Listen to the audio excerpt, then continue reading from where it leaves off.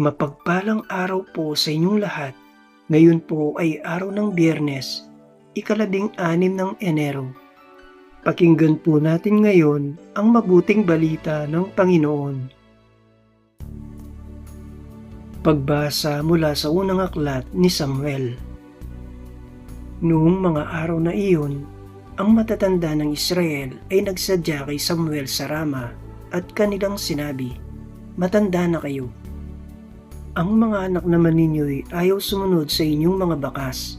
Ang mabuti, ipili ninyo kami ng isang haring mamamahala sa amin, tulad sa ibang bansa." Nalungkot si Samuel dahil sa kahilingan ng mga tao, kaya't dumalangin siya sa Panginoon. Sinabi naman sa kanya ng Panginoon, "Sundin mo lahat ang sinasabi nila, sapagkat hindi ikaw kundi ako ang inaayawan nilang mamahala sa kanila."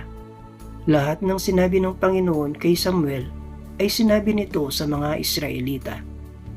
Ito ang sabi niya, "Ganito ang gagawin sa inyo ng magiging hari ninyo.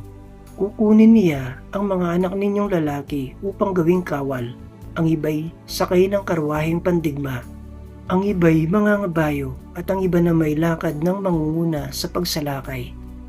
Ang iba'y gagawin niyang pinuno para sa 1,000 at sa 50. Ang iba'y itatalaga niya sa kanyang bukirin at sa gawaan ng mga kagamitan at karwaheng pandigma. Ang inyong mga anak na babae naman ay gagawin niyang manggagawa ng pabango, tagapagluto at tagagawa ng tinapay. Kukunin din niya ang pinakamagaganda ninyong bukirin, ubasan, taniman ng ulibo at paalagaan sa kanyang mga tauhan. Kukunin din niya ang 10 bahagi ng inyong ani sa bukid at ubasan para ibigay sa kanyang mga pinuno at mga katulong sa palasyo.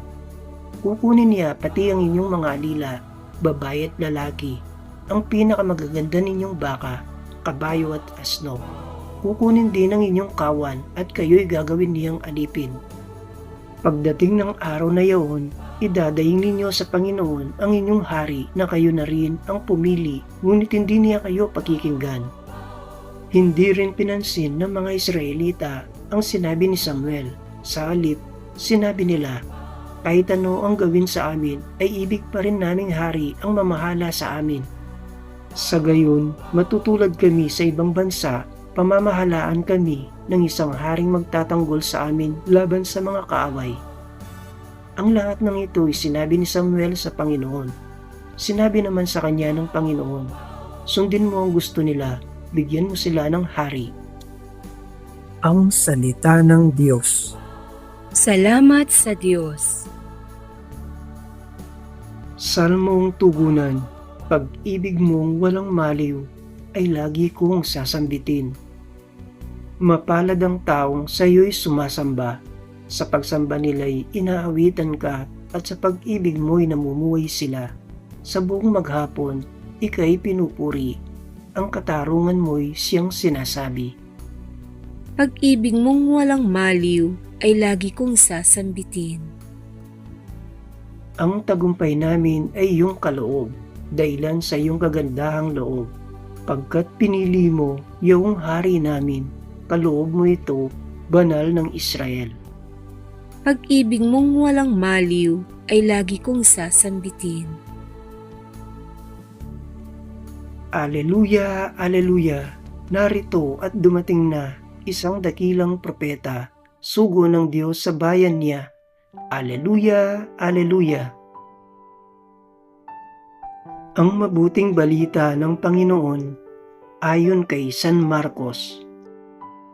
Noong panahong iyon, bumalik si Jesus sa Capernaum at kumalat ang balitang siya'y nasa kanyang tahanan. Kaya't nagkatipon ang napakaraming tao, ano pat wala nang matayuan kahit sa labas ng pintuan. Samantalang nangangaral si Jesus, may idinating na isang paralitikong dala ng 4 katao. Hindi nila ito mailapit kay Jesus dahil sa dami ng tao, kaya't binakbak nila ang bubong sa tapat niya at inihugos ang paralitikong nakaratay sa kanyang higaan. Nang makita ni Jesus kung gaano kalaki ang kanilang pananalig, sinabi niya sa paralitiko, "Anak, ipinatatawad na ang mga kasalanan mo." May nakaupo roong ilang eskriba na nagsaloob ng ganito. Bakit nagsasalita ng ganito ang taong ito? Kalapastanganan sa Diyos iyan. Hindi ba't Diyos lamang ang makapagpapatawad ng mga kasalanan? Talos ni Jesus ang kanilang iniisip, kaya't sinabi niya, bakit kayo nagsasaloob ng ganyan? Alin ba ang lalong madali? Ang sabihin sa paralitiko, ipinatatawad na ang mga kasalanan mo, o ang sabihin, tumindig ka, dalhin mo ang iyong higaan at lumakad ka.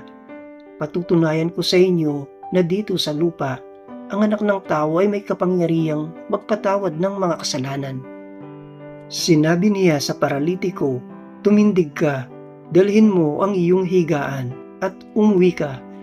Tumindig naman ang paralitiko, binuhat ang kanyang higaan at umalis na nakikita ng lahat. Sila'y pawang ng gilalas at nagpuri sa Diyos. Hindi pa kami nakakikita ng ganito, sabi nila. Ang mabuting balita ng Panginoon. Pinupuri ka namin, Panginoong Hesukristo.